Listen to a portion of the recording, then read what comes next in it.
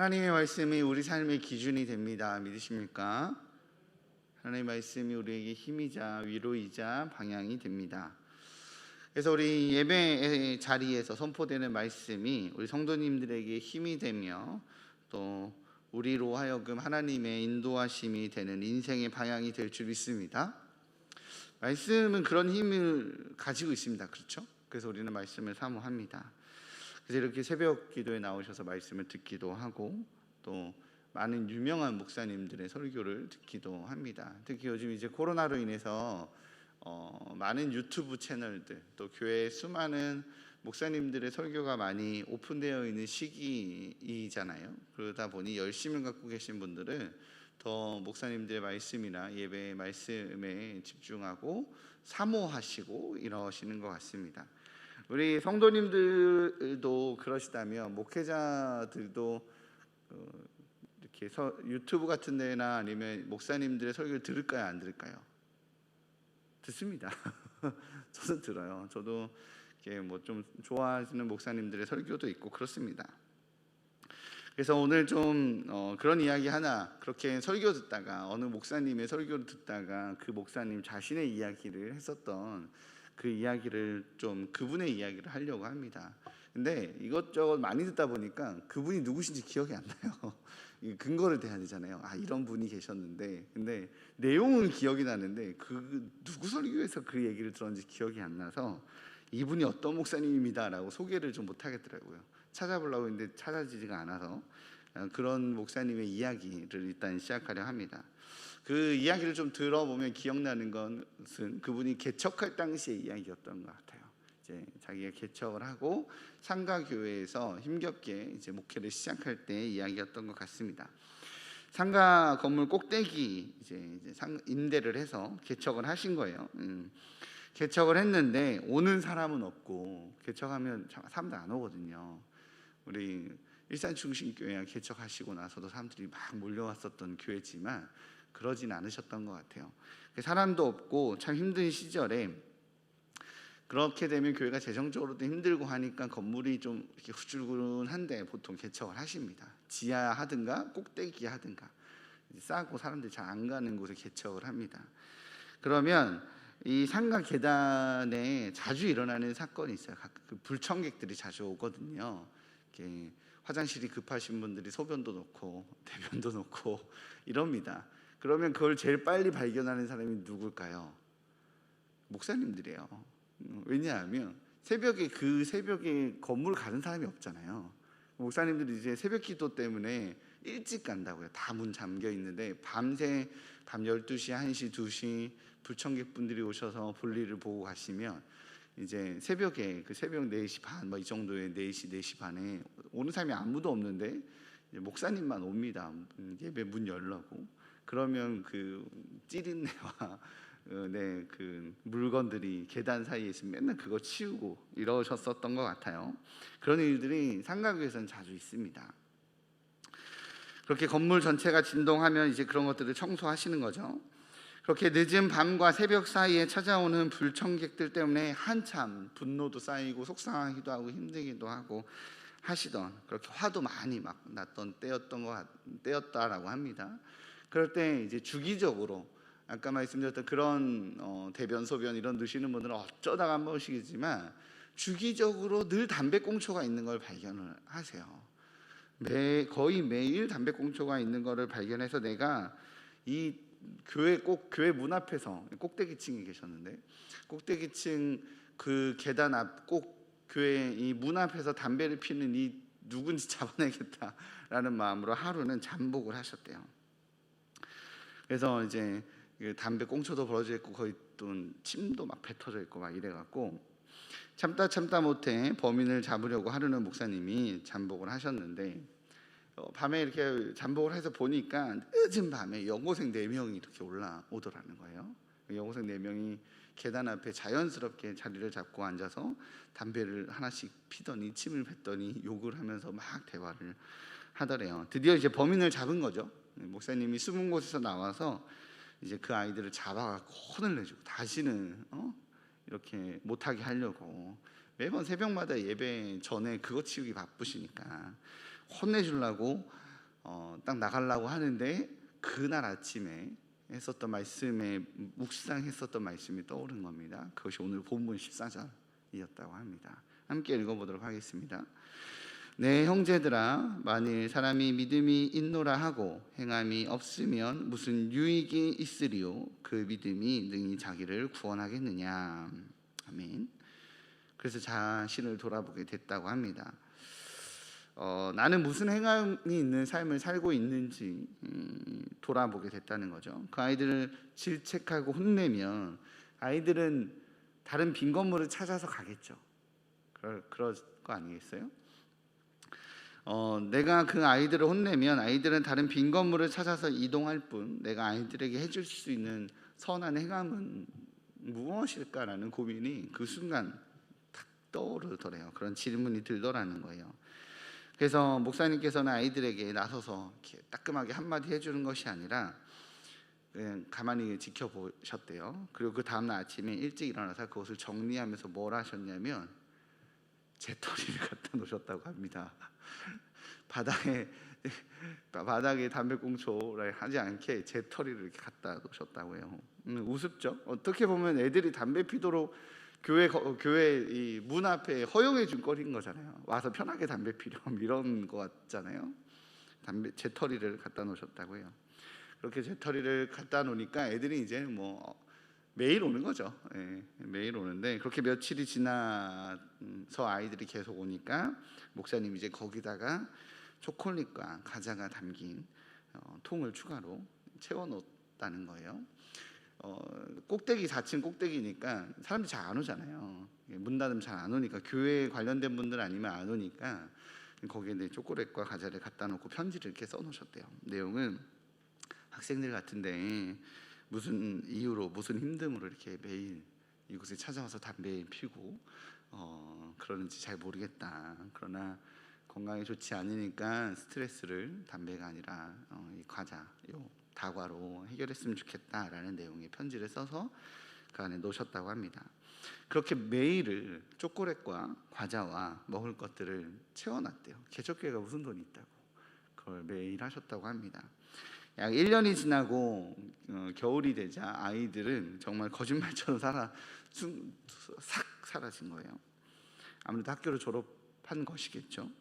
그렇게 소식이 끊긴 채 몇 년이 지났던 어느 날 편지 몇 통이 교회로 도착했다고 합니다. 내용은 그 아이들이 보낸 편지였다고 합니다. 누구는 간호사가 되었고 누구는 회사에 취업이 되었고 누구는 대학생이 되었다라고 그 아이들 4명이 한마음으로 편지를 써서 보낸 거라고 합니다. 그 내용에는 목사님 덕분에 마음 잡기 힘든 시기에 마음을 잡고 각자의 길을 걷고 있다라고, 그 시절 철이 없어서 부끄럽기도 하고 해서 차마 인사도 못했는데 조금 크고 철이 드니까 목사님의 헌신과 사랑과 참아주면 얼마나 귀한지 알겠다라고 감사하다는 내용의 편지를 쓴 것입니다. 지금 모두 흩어져 있지만 각자의 자리에서 교회도 나가고 있다라는 이야기의 편지였다고 합니다. 오늘 본문은요, 행함이 없는 믿음은 무슨 유익이 있냐라고 말합니다. 내가 믿음이 있고 너는 믿음이 없으니 넌 잘못됐다라고 지적은 누구나 하지만 내가 믿음이 있으니 나는 어떤 행함을 보이고 살고 있느냐라고 보이지 않으면 어떤 유익이 있느냐라고 이야기를 하고 있죠. 심지어는 능히 구원도 이루지 못하게 된다라고 말하고 있습니다. 물론 이 구원을 이루지 못한다라는 말씀의 내용은 하나님 나라로 옮겨지는 새 언약의 그 관계로 들어가는 구원을 말하는 건 아닙니다. 본문은 그리스도께서 주신 새 생명의 관계 안에서 누리게 되는 미래의 온전함, 구원을 통해서 누리게 되는 하늘의 영광을 이야기하는 바로 그 구원입니다. 그러나 분명한 것은 구원을 이루는 믿음을 가진 자는 뭐가 있다고요? 행함이 있다라고 오늘 본문은 이야기하고 있습니다. 야고보서에 대해서 과거 중세 신학자는 이신칭의에 대한 바울의 가르침과 다르다라고 해서 이 야고보서를 지푸라기 서신이라고 폄하하기도 했습니다. 그러나 야고보서는 신학의 이 오래된 논쟁이죠. 행함이냐 믿음이냐 라고 말하는 이 대립에서 믿음이다, 행함이다 이야기를 하고 싶어서 야고보서를 쓴 것은 아닙니다. 야고보서의 핵심의 내용은 행함이 있는 믿음과 행함이 없는 믿음을 이야기하는 거예요. 믿음과 행함의 택함이 아니라 행함이 있는 믿음과 행함이 없는 믿음에 대해서 이야기하고 있습니다. 이를 강조하기 위해서 사도 야고보는 굉장히 강력한 표현을 사용하고 있죠. 19절입니다. 우리 같이 읽어보도록 할까요? 19절 시작. 내가 하나님은 한 분이신 줄을 믿느냐 잘 아는도다 귀신들도 믿고 떠느니라 라고 말합니다. 사도 야고보는 하나님의 존재를 믿는 믿음은 구원받은 백성인 그리스도인뿐만 아니라 귀신들도 알고 있다, 귀신들도 믿고 있다라고 말합니다. 이렇듯 지식만 담긴 믿음의 고백은 귀신들도 한다는 것을 강조하면서 하나님께서 우리에게 요구하시는 믿음은 하나님을 아는 믿음이 아니라 하나님께서 원하시는 삶을 살아내는 믿음입니다. 행함이 있는 믿음인 것이죠. 야고보서는 이러한 행함이 있는 믿음, 본문에서 표현하고 싶어하는 정확한 표현으로는 온전한 믿음, 바로 이 온전한 믿음을 소유한 두 사람의 예를 들죠. 첫 번째는 아브라함입니다. 아브라함이 행한 온전한 믿음은 무엇입니까? 21절입니다. 함께 읽겠습니다. 시작. 우리 조상 아브라함이 그 아들 이삭을 제단에 바칠 때에 행함으로 의롭다 하심을 받은 것이 아니냐. 아멘. 이스라엘의 역사 속에서 아브라함은 가장 존경받는 인물 중 한 사람입니다. 그는 유대 민족에게 있어서 믿음의 영웅 그 자체였죠. 그래서 유대인들은 아브라함과 같은 믿음을 갖기를 원했습니다. 그렇기에 사도 야고보는 아브라함을 우리 조상이라고 표현하죠. 그렇죠? 그래서 내가 유대 출신인 그리스도인이다 라고 유대적 배경을 가지고 있다는 것을 암시하고 있습니다. 야고보가 오늘 본문을 통해서 염두에 두고 있는 아브라함의 믿음은 창세기 22장의 믿음입니다. 아브라함은 하나님께 순종함으로 그의 아들 이삭을 제물로 바칩니다. 그의 믿음은 하나님에 대한 절대적 순종이라는 행함으로 드러나게 되는 사건이었죠. 야고보는 아브라함이 하나님께로부터 이 칭이 되는 순간, 너가 의롭다라고 말하는 이 칭이 되는 순간을 아브라함이 자신의 독자 이삭을 제물로 드릴 때라고 오늘 본문은 표현합니다. 아브라함의 믿음의 행위가 일어나는 바로 그 순간에 의롭다 하심을 받았다라고 본문은 강조하고 있습니다. 이는 율법의 행위, 구원을 위한 어떤 공식 같은 개념이 아니라 믿음의 외적인 표현으로서의 행위를 말하고 있습니다. 율법적으로 행하지 않으면 죄, 행하면 복이라는 어떤 공식의 선포가 아니라 하나님의 명령에 따르는 믿음의 행위를 말하는 겁니다. 하나님은 이삭을 바치면 무언가를 해주겠다라고 약속하지 않으셨죠? 이에 대한 아브라함의 순종은 조건적인 순종이 아니라 절대자이신 하나님과의 관계 속에서 일어난 신뢰적 순종입니다. 생각해 보겠습니다. 하나님께서 아브라함에게 약속하신 독자였죠, 이삭은. 그죠? 그런 아들을 하나님께 바칩니다. 사실 상식적으로 말이 안 되잖아요. 이조차도 불가능한데 사실 인신제사는 여호와 하나님이 이스라엘 백성들에게 금지한 제사입니다. 그건 사실 이방제이거든요. 심지어 자신의 아들을 제물로 바치라는 것은 이방 신들이 요구했었던 이방제입니다. 하나님께서 금하신 이방제의를 하나님이 요구하는 거예요. 우리가 평생 믿고 따르고 살아왔었던 그 기준을 오히려 하나님께서 말씀하시면서 포기하라라고 하시면 여러분들은 포기하실 수 있겠습니까? 생각보다 쉽지가 않거든요. 내가 평생 걸어왔었던 나의 이 신앙관일 수도 있어요, 어쩌면. 그러나 하나님은 그것을 포기하라고 이방제의를 금하신 그 하나님이 이방제의를 나를 위해서 나의 말을 믿고 따라와서 할 수 있냐라고 물으시는 거죠.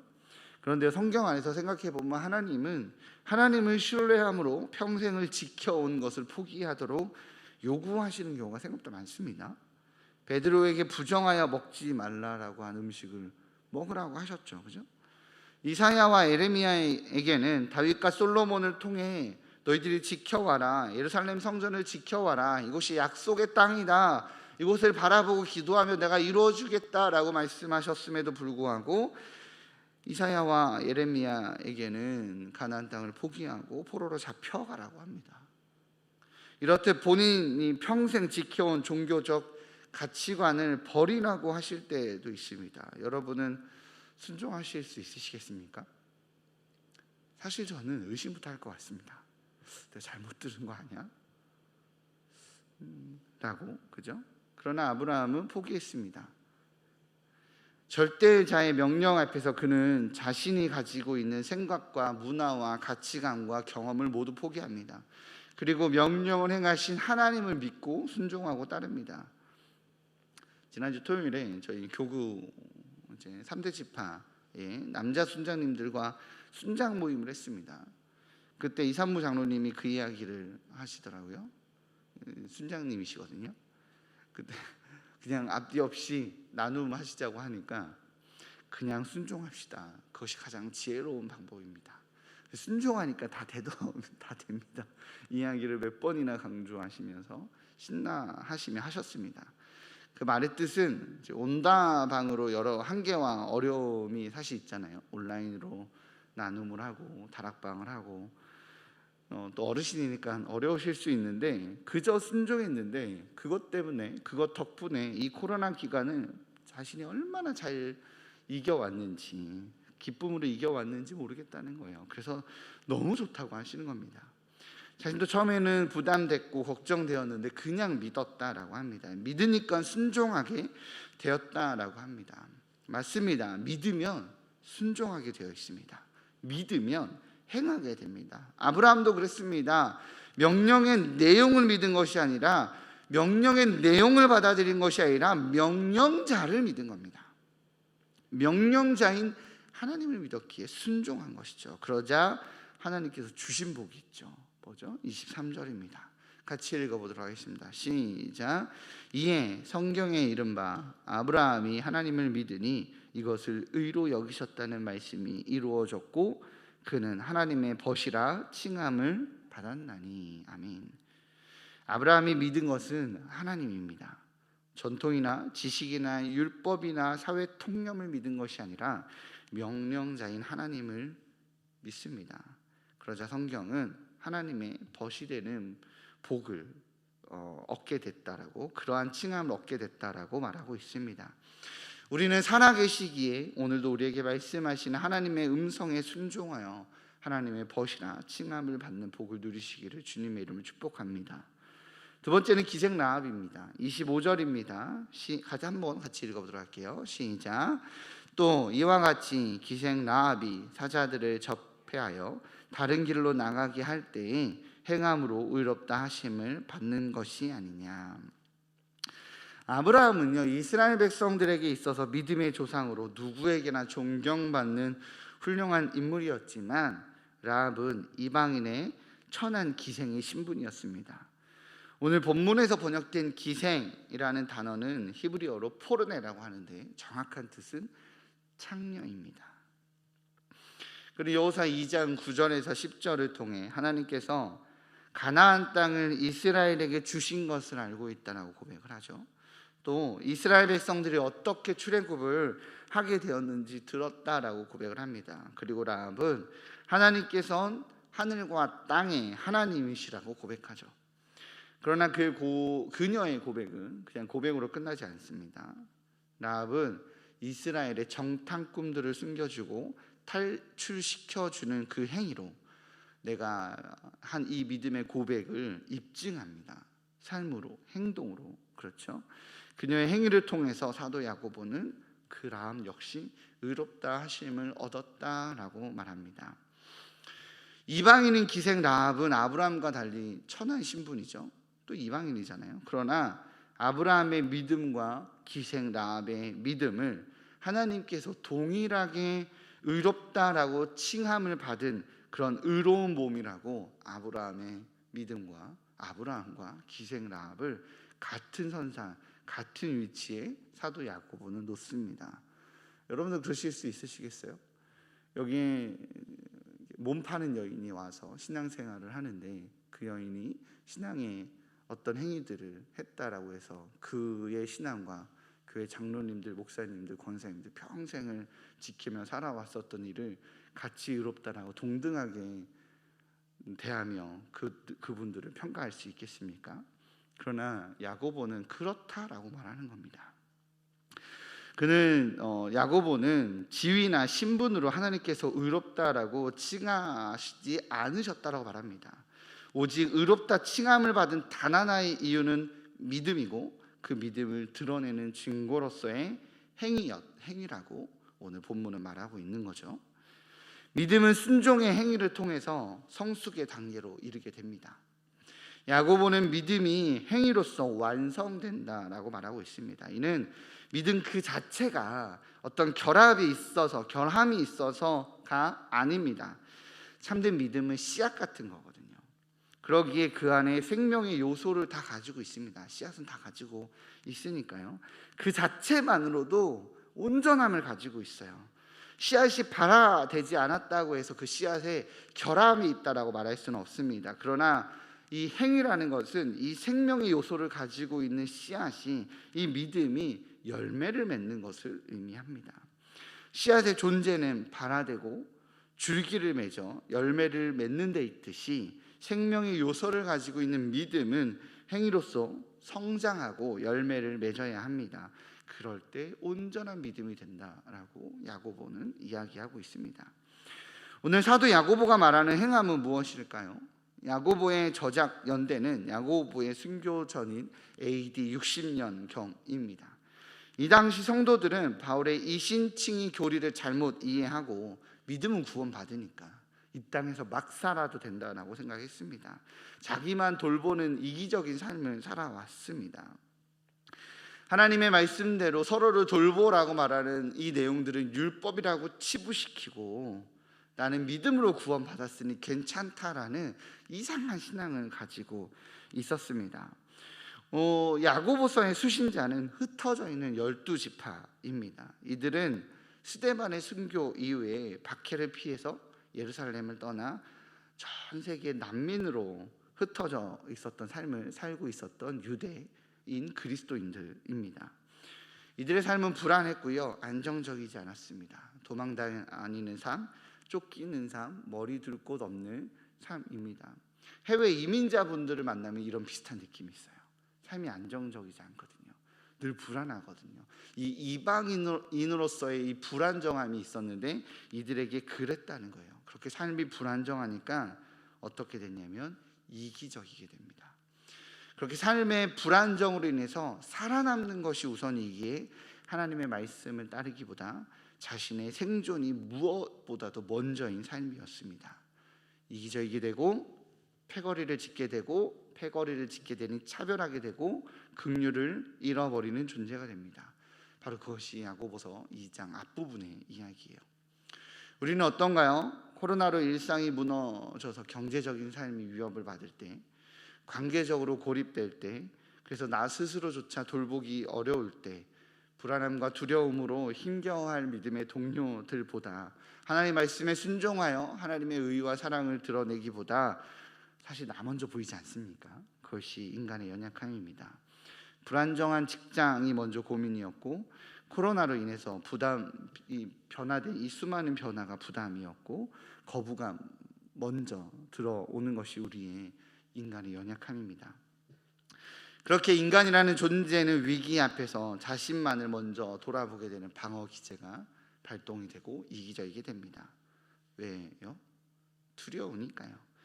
하나님의 말씀에 대한 순종보다는 나를 지키기 위한 나의 상식이 먼저 앞서게 됩니다. 디아스포라로 흩어진 유대 기독교인들도 그랬습니다. 그렇게 하나님의 말씀에 대한 믿음으로 살아내지 못하고 세상의 방식으로, 세상의 기준으로 나를 보호한다는 명목 아래 선택되어진 수많은 이기적인 선택들 앞에서 야고보 사도는 하나님의 말씀을 믿고 순종하는, 실천하는 삶을 살라고 강력하게 권고합니다. 저희 교회는 어제를 시작으로 126 감사운동을 시작했습니다. 보이시죠? 말씀이 선포되었어요. 여전히 바쁜 일상이 시겠죠, 그죠? 여전히 내 삶을 지켜내기 위해 부지런하게, 목사님 제가 그런 거 신경 쓸 여유 없습니다. 내가 이 땅에서 잘 살아낼 수 있게 나 위로하고 나 힘주는 말씀에 자꾸 뭘 요구하지 마세요라고 내 삶 스스로에게 나에게 어쩌면 그렇게 방어 기제가 한참 일어나는 시기이지만, 그럼에도 불구하고 오늘 또 선포된 말씀으로, 어제 주일에 선포된 말씀으로 감사가 나로 영적인 건강함으로 이끈다는 것, 절대자이신 하나님을 바라볼 수 있게 한다라는 하나님의 말씀이 선포되었습니다. 그 말씀에 순종하는 우리 일산 중심교회 성도님들 되시기를 주님의 이름으로 축복합니다. 매일 두 가정에게, 우리 가정, 다른 그룹들에게 감사의 고백을 나눕시다. 매번 6번씩 하나님께 감사의 기도를 드립시다. 우리 공동체에게 하나님께서 주신 말씀을 우리에게 주신 거라고 믿는다면 아멘, 감사합니다. 그리고 교회 문 밖을 나가면서 잊어버리는 것이 아니라 행하며 살아갑시다.